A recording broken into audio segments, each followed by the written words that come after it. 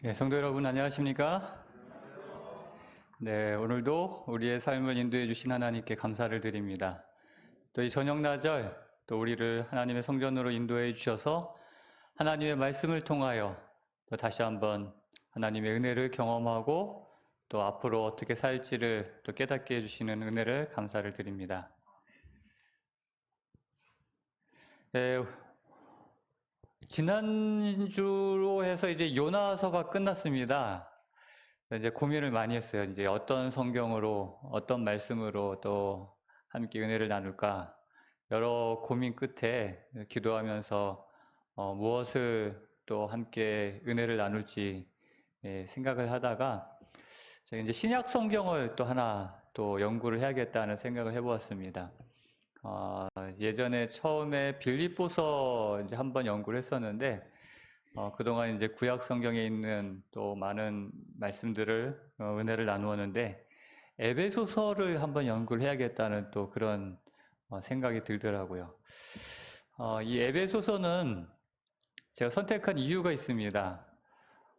신약 성경에 있어서 어떤 표현을 쓰냐면은 갑자기 이름이 생각이 안 나네요. 그 유럽에 있는 그 이렇게 산맥, 알프스, 알프스 산맥의 최고봉이다라는 그런 표현을 씁니다. 신약 성경의 최고봉이다. 그 알프스 산맥의 그 최고봉에 비유해가지고 왜 그럴까? 물론 신약 성경에 다른 사도 바울의 복음서들이 정말 주옥 같은 말씀들이 많이 있는데 이 말씀에 보면 굉장히 교리적이면서 굉장히 또 실용적이에요. 그러니까는 구원의 조건, 구원의 그 교리, 6장으로밖에 되지 않은 짧은 내용인데도 불구하고 처음 3장은 여기에 나와 있지만은 구원에 대하여 그 구원의 자격, 구원받은 성도가 어떠한 성도인지 그 구원에 대하여 설명을 하고요. 나머지 4장부터 6장까지는 그 구원을 받은 성도는 어떻게 살아가는가, 그 구원받은 성도의 삶에 대하여 이렇게 기록이 되어 있어요. 굉장히 우리 그리스도인 삶에 있어서 중요한 내용을 구원에 대하여 그 구원받은 자가 어떻게 살아야 하는 것에 대하여 이렇게 짧은 내용이지만 그렇게 설명을 해주고 있습니다. 우리가 이제 코로나 시대를 겪으면서 아직도 코로나가 다 끝난 게 아니고 또 우려스러운 것은 또 뭐 코로나 그 오미크론이 그동안 굉장히 맹위를 떨치다가 이제 새로운 또 변이가 나타났어요.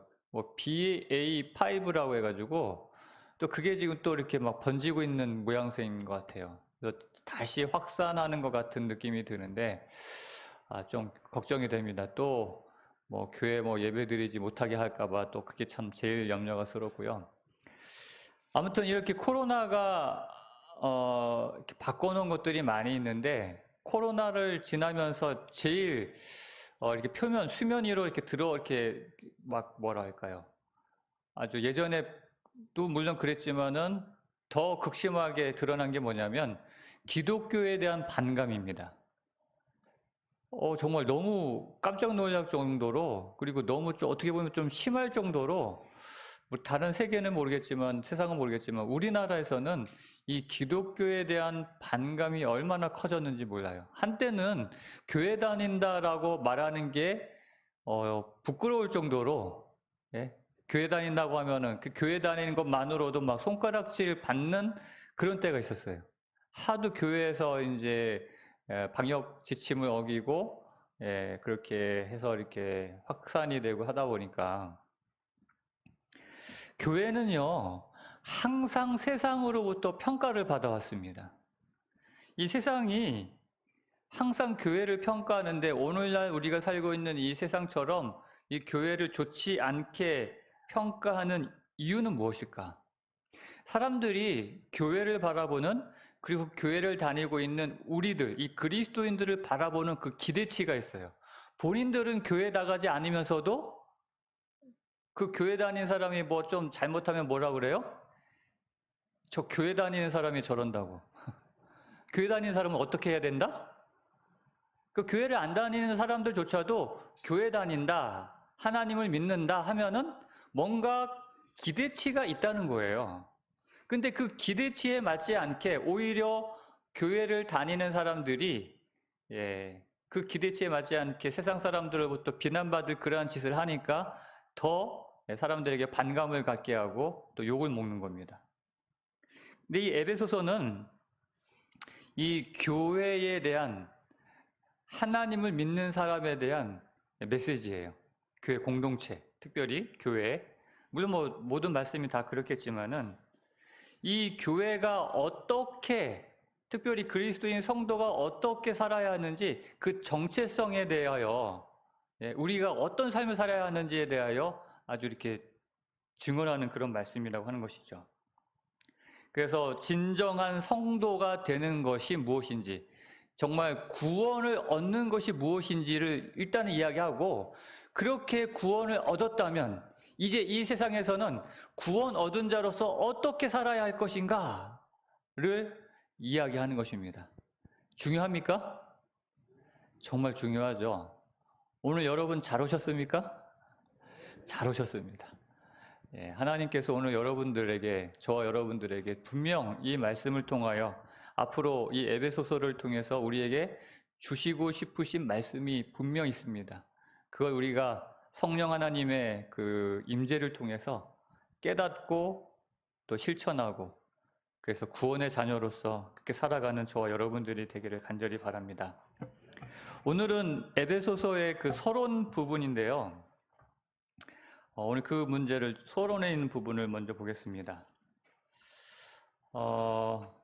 이 에베소서 1장 1절, 하나님의 뜻으로 말미암아 그리스도 예수의 사도된 바울은 에베소에 있는 성도들과 그리스도 예수 안에 있는 신실한 자들에게 편지하노니.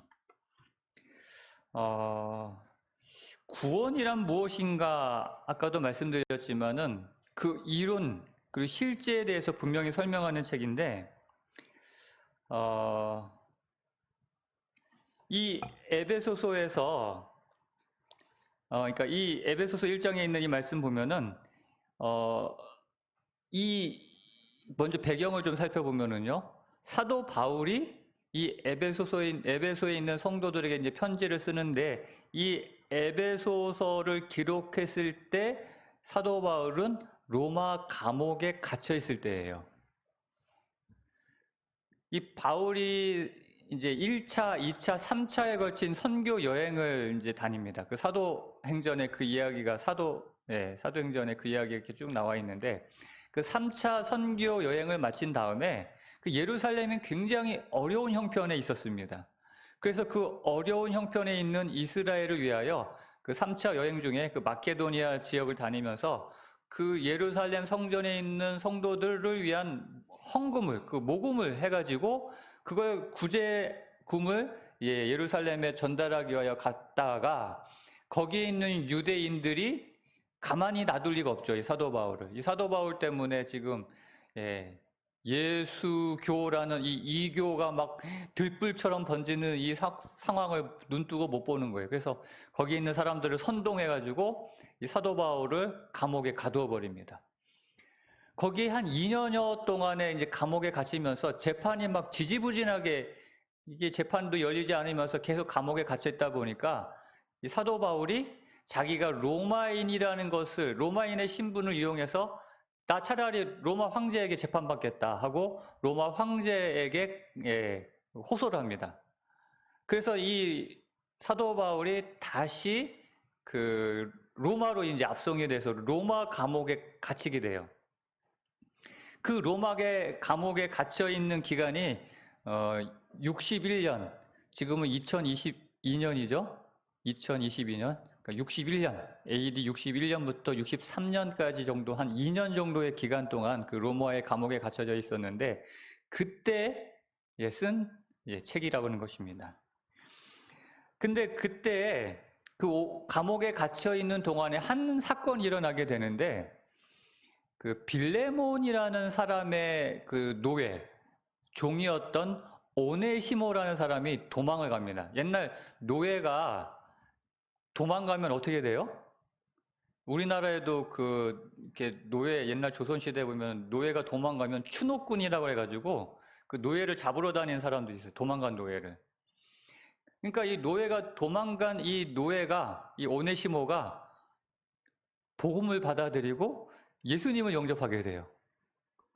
근데 이 도망자 신분인 어떻게 보면 범법자인 거죠. 그러니까 다시 이 사도 바울이 이 빌레몬에게 돌려보내면서 빌레몬에게 편지를 써요. 그리스도 안에서 한 형제 자매된 이 오네시모를 잘 선처해달라, 용서해달라 하면서 편지를 쓴 게, 근데 이 당시에 편지를 쓰면은 그걸 어떻게 전달을 합니까? 지금처럼 뭐 우표 붙여가지고 뭐 우체통에 넣으면 가는 때가 아니잖아요. 그때는 편지를 써서 보내면 사람이 그 전달을 해야 돼요. 그러니까 인편으로 보내야 되는 것이죠. 그래서 그때 이제 여기 에베소서 6장에도 나오지만은 두기고라는 아주 신실한 사람을 통해서 이 편지를 이 빌레몬에게 전달하면서 잘 좀 전달해 주라 하고 하는데, 그 먼 빌레몬이 있는 데까지 그 멀리 가는 동안에 이왕 가는 거 자기가 그동안 개척했던 교회들이 참 궁금했거든요. 자기는 이제 옥에 갇혀가지고 돌보지도 못하니까 자기가 개척했던 교회들, 골로새 교회, 에베소 교회에도 편지를 보냅니다. 가는 길에 이 편지도 좀 가서 이렇게 에베소 교회도 전달하고 골로새 교회도 전달해서 좀 이 편지도 전달해라 해서 쓴 편지가 바로 이 골로새, 그 다음에 에베소, 빌레몬서, 그리고 나중에 이제 빌립보서도 하나 더 쓰게 되는데, 이렇게 옥중에서 쓴 편지라고 해가지고 이 빌레몬서, 골로새서, 에베소서, 빌립보서를 옥중서신이라고 합니다. 이렇게 이제 감옥에서 쓴 옥중서신 중에 하나가 이 에베소서예요.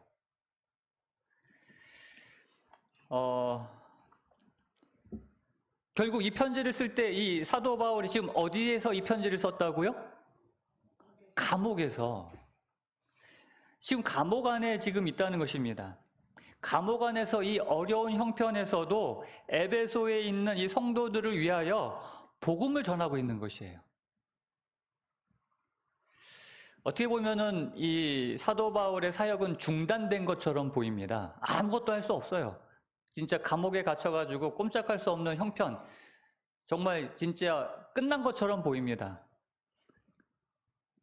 그러나 그는 감옥 안에서도 복음을 전하는 일을 멈추지 않았던 것이죠. 바울이 이처럼 열정을 가지고 복음을 전할 수 있었던 이유는 무엇일까요? 감옥에 갇히면 이제 그만하고 좀 쉬어도 될 텐데, 아니면 제가 처음 와가지고 빌립보서를 연구했던 기억이 납니다. 그 감옥 안에서도 빌립보서의 주제가 뭐였어요? 기쁨이었거든요. 기뻐하라. 주 안에서 항상 기뻐하라. 내가 다시 말하오니 기뻐하라. 그러니까 이렇게 기뻐하면서 또 하나님의 복음에 대하여, 은혜에 대하여, 그 평강에 대하여 이렇게 열정적으로 살아갈 수밖에 없는 이유를 저자는 이 에베소서 1장 1절에서 이렇게 밝히고 있습니다. 하나님의 뜻으로 말미암아 그리스도 예수의 사도된 바울은, 이 하나님의 뜻으로가 참 중요해요. 인도에서 있었던 일이라고 하는데요. 인도에서 12살 된 소녀가 참 가난한 소녀였는데, 아버지는 이웃 농장에 가가지고 그냥 이렇게 하루 일하고 하루 벌어서 어렵게 이제 사는 그런 가정이었어요. 근데 아버지가 이제 갑자기 어느 날부터 눈이 안 좋아지면서 눈이 점점점 시력을 잃어가는 겁니다. 결국 이 병원에서, 근데 돈이 없어가지고 뭐 병원에서 제대로 된 치료도 받지 못했고, 하여튼 큰 수술을 해야 되고, 뭐 안구 이식까지 해야지만 살아갈 수 있는 그런 형편이 된 거예요. 근데 뿐만 아니라 그 오빠도 이 신장이 잘못돼가지고 정말 신장 이식을 받지 않으면은 안 되는 그런 형편이 있던 것입니다. 참 안타까운 상황에 어느 날 이 소녀가 엄마 아빠가 그냥 그 두런두런 하는 이야기를 어떻게 이렇게 듣게 되었어요.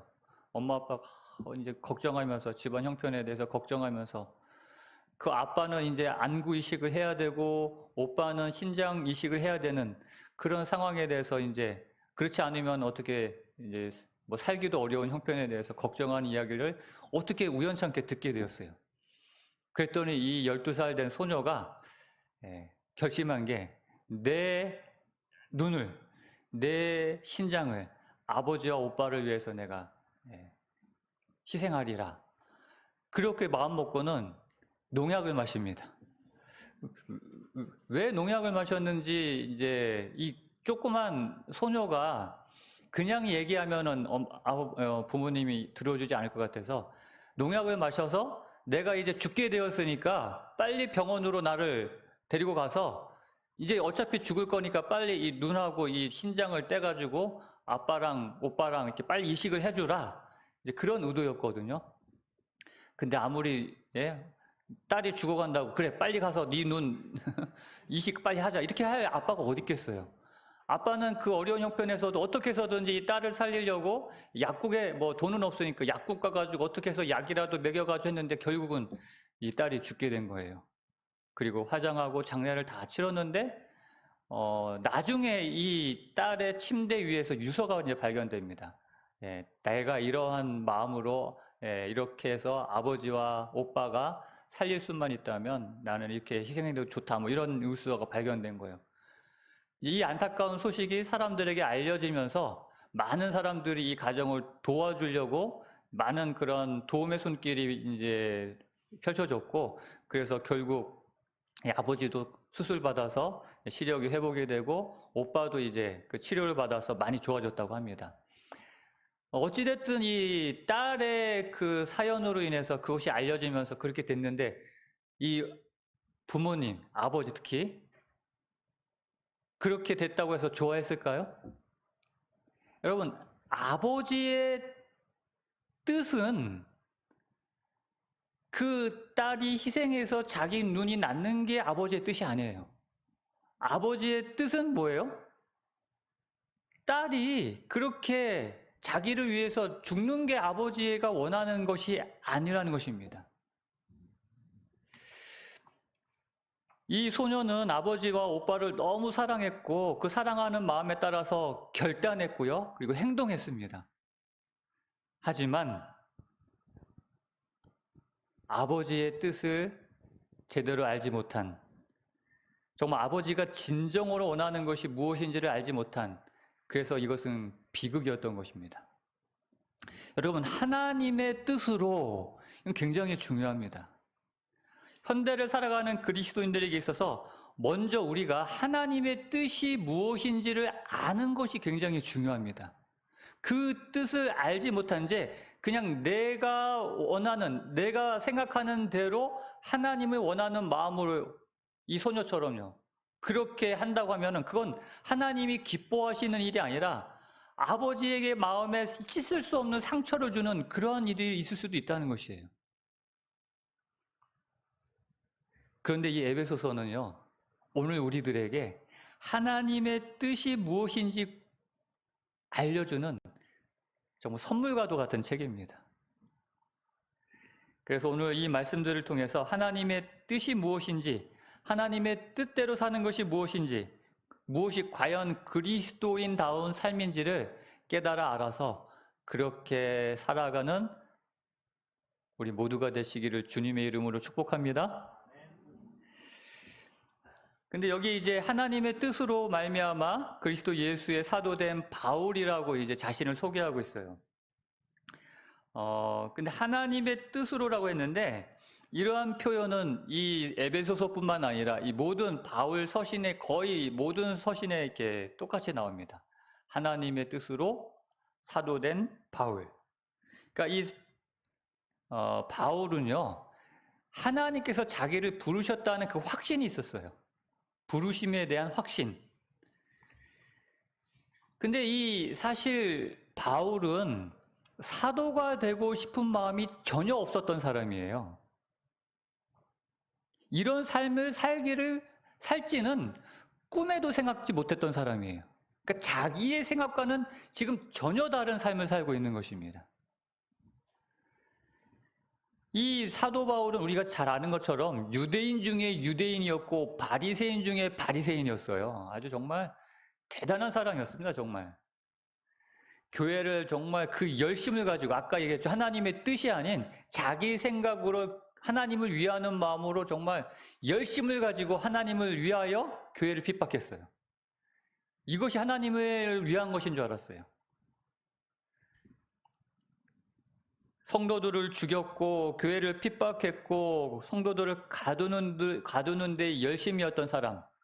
자기가 원하는 삶은 그런 삶이었는데 결코 그는 그리스도인이 되고 싶은 마음이 전혀 없었어요. 그렇게 될지도 생각도 못했고 더군다나 사도가 되리라고는 뭐 생각지도 못했겠죠.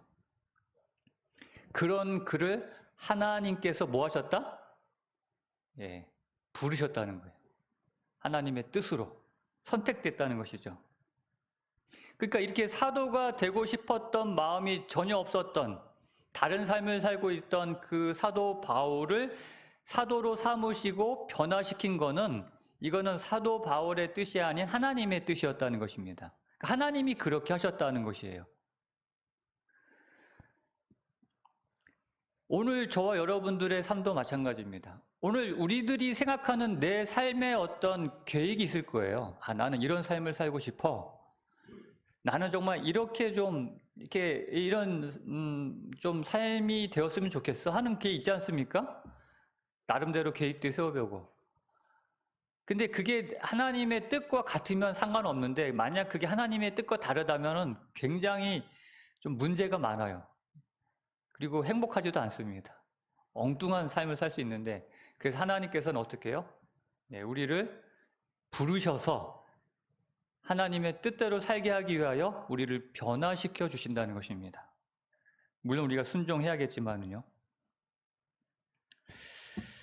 사도 바울은 자기를 부르시고 자기를 변화시켜 주신 그 하나님에 대하여 기억하고 있었습니다. 절대 잊을 수가 없었죠. 그래서 이 자기를 부르신 하나님, 이것을 사도 바울은 그래서 은혜라고 이야기합니다. 은혜. 굉장히 중요한 거예요. 그 은혜를 잊지 못해요. 그래서 그 은혜에 따라서 정말 그가 사는 평생의 삶을 그 은혜를 갚으며 살고 싶었던 것입니다. 그는 이렇게 고백을 하죠.